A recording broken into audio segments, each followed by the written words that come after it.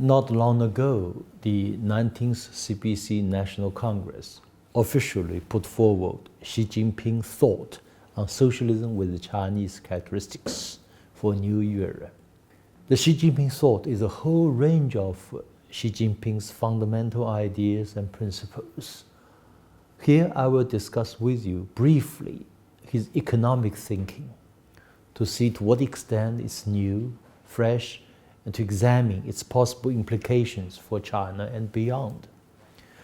I see three broad categories in his economic thinking: people orientation, qualitative change, and new industrial revolution. Let me discuss them one by one.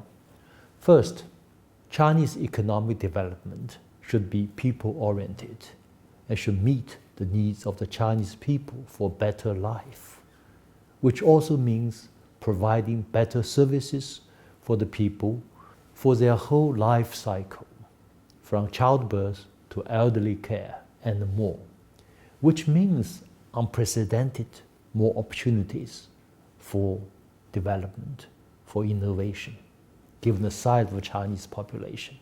This approach is interesting because it's in sharp contrast with Donald Trump's approach, which may be called voters-oriented.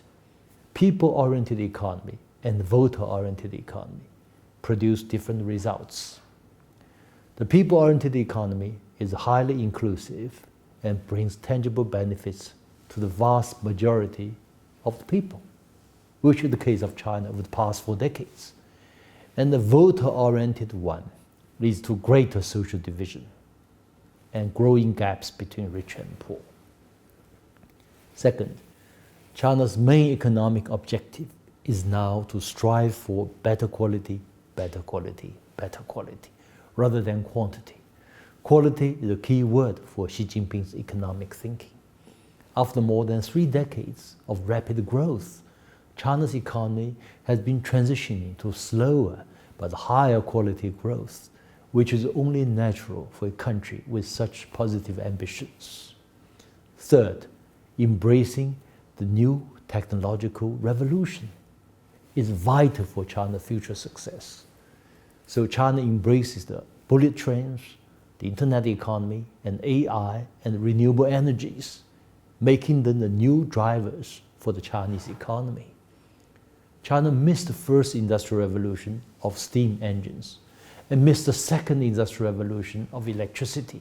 But as for the third industrial revolution of the internet, big data, and AI, China now is on a par with the United States in many areas and is the leader in some other areas such as mobile payment, e-commerce, and shared economy. Some observers claim, I don't know whether it's fair or not, Xi Jinping is forward-looking and embracing the future, the year 2050, while Donald Trump embraces the past, the year 1950. Perhaps we can use elementary arithmetics to explain Xi Jinping's economic thinking.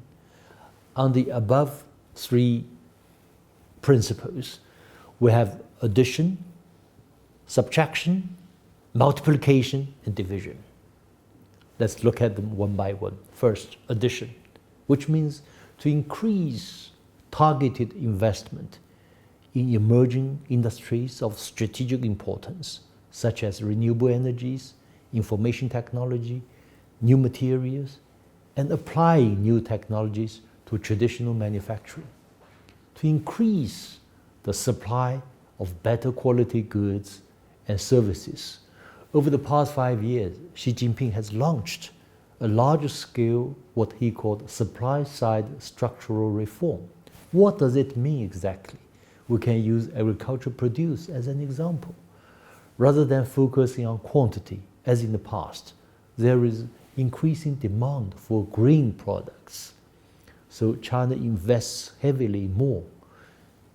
more and more in green agriculture to meet increasing demand from China's rapidly expanding middle class for green products.